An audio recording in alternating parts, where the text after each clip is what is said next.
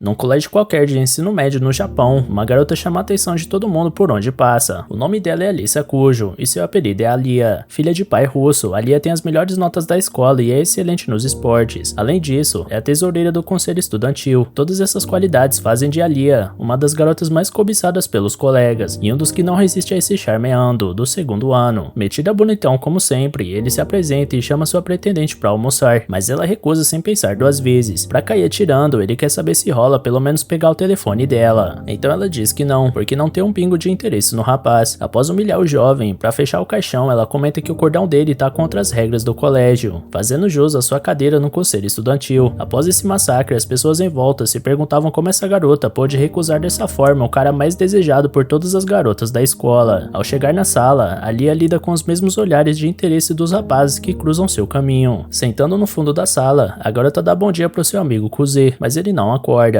Então ela apela pra um chute na cadeira dele, antes de perguntar se ele ficou até tarde vendo anime de novo. Ele confessa que ficou até de madrugada debatendo com um amigo otaku sobre o episódio que eles viram. Então, bancana certinha, Alia dá uma lição no garoto, dizendo que ele é idiota por sacrificar o sono pra ver desenho, sendo que no dia seguinte fica todo sonolento na escola. Se ser idiota é professar seu amor por uma obra de arte sem se deixar levar pelas amarras do tempo, então Kuze aceita esse xingamento de bom grado. Seja como for, o garoto não consegue evitar de bocejar de cansaço.